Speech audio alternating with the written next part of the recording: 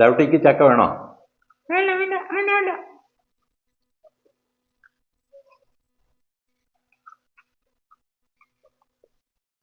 എനിക്കൊരു സംശയം. ആ, എന്താ ഡൗട്ടി സംശയം?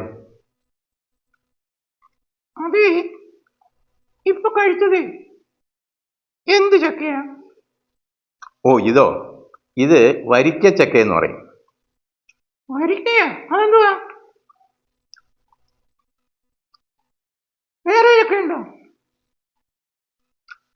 വരിക്ക എന്ന് പറഞ്ഞ രണ്ട് തരം ചക്കയാണ് പ്രധാനമായിട്ടും ഉള്ളത്. രണ്ട് തരം എന്ന് പറയുമ്പോൾ രണ്ട് തരം അല്ല, നൂറുകണക്കിന് വ്യത്യസ്തങ്ങളായ രുചിയുള്ള ചക്കകളുണ്ട്.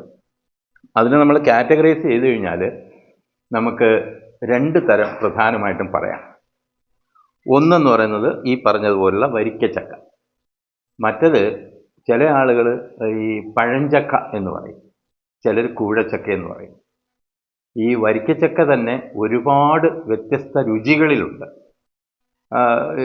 വിയറ്റ്നാം എന്നൊക്കെ പറഞ്ഞിട്ട് ചില ചക്കകൾ പറഞ്ഞു കേട്ടിട്ടില്ലേ? അതുപോലെ തന്നെ ഒരുപാട് വ്യത്യസ്ത രുചികളിലുള്ള ചക്കകളുണ്ട്. അതുപോലെ തന്നെ ഈ കൂഴച്ചക്ക അല്ലെങ്കിൽ പഴഞ്ചക്കയും ഒരുപാട് വ്യത്യസ്തമായ രുചികളിലുണ്ട്. പഴഞ്ചക്ക എന്ന് പറഞ്ഞാൽ ഇത്രയും കട്ടി കാണൂല, അതാണ്. എനിക്ക് വീണ്ടും സംശയം. എന്തുവാ വീണ്ടും സംശയം? എന്താ? അതെ, ഈ വരിക്കപ്ലാവ് ഉണ്ടാവുന്നത് ഈ വരിക്ക ചക്കയുടെ കുരു ഇട്ടിട്ടാണോ ഉണ്ടാവുന്നത്? അത് കൊള്ളാം. ഡൗട്ടിയുടെ സംശയം വളരെ നല്ലൊരു സംശയമാണ്. പലർക്കും അത്തരത്തിലുള്ള സംശയമുണ്ട് കേട്ടോ. ഈ വരിക്കപ്ലാവിൽ നിന്ന് ഉണ്ടാകുന്ന ചക്കയിൽ ഉള്ള എല്ലാ കുരുകളും ഇട്ട് കിളിപ്പിച്ചാൽ അതൊരിക്കലും വരിക്കപ്ലാവ് ആവില്ല എന്ന് മാത്രമല്ല, എല്ലാ കുരു കിളിച്ചു വരുന്ന പ്ലാവുകളും വ്യത്യസ്ത സ്വഭാവങ്ങളുള്ളതായിരിക്കും. അത് എന്താണെന്ന് വെച്ചാൽ ഇത് പരപരാഗണം, ക്രോസ് പോളിനേഷൻ വഴിയാണ് അത് ഇങ്ങനെ ഇതിൻ്റെ വിത്തുകൾ ഉണ്ടായി വരുന്നത്. അതുകൊണ്ട് തന്നെ ഇതിലുണ്ടാകുന്ന ഓരോ ചക്കയിലുണ്ടാകുന്ന എല്ലാ കുരുകളും വ്യത്യസ്ത സ്വഭാവമുള്ളതായിരിക്കും. അപ്പോ ഈ വരിക്കപ്ലാവ് ഉണ്ടാവാൻ എന്താ ചെയ്യണ്ടേ?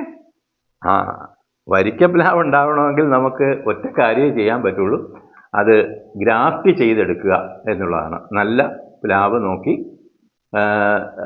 നമുക്ക് ഇഷ്ടമുള്ള രുചിയുള്ള പ്ലാവ് നിന്ന് അതിൻ്റെ കൊമ്പ് മറ്റ് ഒരു കൂഴ പ്ലാവ് തൈയിലേക്ക് ഗ്രാഫ്റ്റ് ചെയ്ത് എടുത്താണ് നമുക്ക് ഇഷ്ടമുള്ള തരത്തിലുള്ള പ്ലാവുകൾ ഉണ്ടാക്കുന്നത്. പക്ഷേ വേറെ രസകരമായ കാര്യമുണ്ട്. ഈ നമുക്ക് ചില നാട്ടറിവുകളുണ്ട്. നാട്ടറിവ് എന്ന് പറയുമ്പോൾ നമ്മൾ പരമ്പരാഗതമായി നമ്മുടെ കൃഷിക്കാരുടെ നിരീക്ഷണത്തിൽ നിന്നൊക്കെ ഉണ്ടായിട്ടുള്ള അറിവാണ്. അതായത് ഈ ഒരു ചക്കയിലുണ്ടാകുന്ന കുരുവിൽ ഭൂരിഭാഗവും കൂഴയായിരിക്കും. അതിൽ ഒന്നോ രണ്ടോ എണ്ണം കിളിച്ചു വന്നാൽ അതൊരു പക്ഷേ വരിക്കപ്ലാവാകും. അതെങ്ങനെ കണ്ടുപിടിക്കുക എന്ന് വെച്ചാൽ വളരെ സിമ്പിളായിട്ടുള്ളൊരു കാര്യമാണ് അവർ പറയുന്നത്. പക്ഷേ യാതൊരു തെളിവുമില്ല കേട്ടോ. രണ്ട് കാര്യങ്ങളുണ്ട്. ഒന്ന്, നമുക്ക് ഇത് നോക്കൂ, ഞാൻ ഒരു കുരു കാണിച്ചു തരാം. ഈ ചക്കക്കുരു ഉണ്ടോ? നമുക്ക് ചക്കക്കുരു പരിശോധിച്ചാൽ നമുക്കൊരു കാര്യം ബോധ്യപ്പെടും. അതിൻ്റെ ഈ കുരു കിളിച്ചു വരുന്ന ഒരു ഭാഗമുണ്ട്, ഇതാണ്. നിങ്ങൾ കണ്ടിട്ടുണ്ടാകും. ഇതിൽ നിന്നാണ് മുള പൊട്ടി പുറത്തേക്ക് വരുന്നത്. അപ്പോൾ പഴമക്കാർ പറയുന്നത് ഇത്തരത്തിൽ ഒരു ചെറിയ ഭാഗം മാത്രം ഇളകി വരുന്ന കുരുവാണെങ്കിൽ ഇതെല്ലാം കൂഴയായിരിക്കും എന്നാണ് അവർ പറയുന്നത്.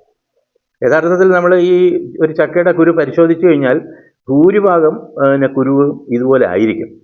പക്ഷേ വളരെ അപൂർവമായിട്ട് കുറച്ച് ഇതിലേത് നോക്കിയാലും അങ്ങനെ തന്നെ ആയിരിക്കും. ഇത് വളരെ ഇത്രയേ ഉള്ളൂ, ഏതെടുത്ത് നോക്കിയാലും അതുപോലെയാണ്.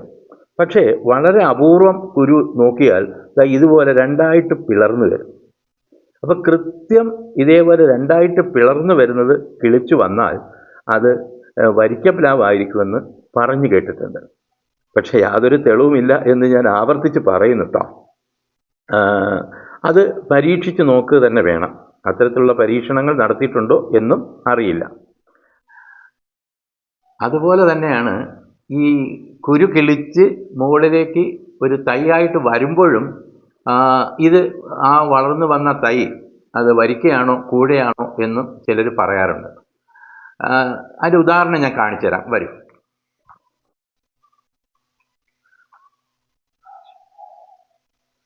ഇതാ, ഇതൊരു പ്ലാവാണ്. ഇത് നോക്കൂ, ഇതിൻ്റെ ഇലയുടെ ഒരു പ്രത്യേകത കണ്ടോ? ഈ ഇലകൾ ഇതാ മൂന്നായിട്ട് ഇങ്ങനെ വിടർന്നിരിക്കുന്നു, കണ്ടില്ലേ? മൂന്നായിട്ട് വിടർന്നിരിക്കുന്നു. ഈ പഴമക്കാർ പറയുന്നത് ഇത്തരത്തിൽ ഈ ഹൈറ്റിൽ 2-3 അടി ഉയരത്തിൽ കിളിച്ചു വരുമ്പോൾ മാത്രമാണ് അത് തിരിച്ചറിയാൻ കഴിയും. ഇത് കുറെ കൂടെ വളർന്നു കഴിഞ്ഞാൽ ഈ ഇല ഇങ്ങനെ ഉണ്ടാവില്ല, ഇതുപോലെ ആയിരിക്കും ആ ഇലകൾ ഉണ്ടാവുക. പഴമക്കാർ പറയുന്നത് ഇത്തരത്തിൽ ഇതേപോലെ വരുന്ന ഇലകളുള്ള പ്ലാവാണെങ്കിൽ അത് വരിക്കപ്ലാവ് ആയിരിക്കും എന്നാണ് പറയുന്നത്.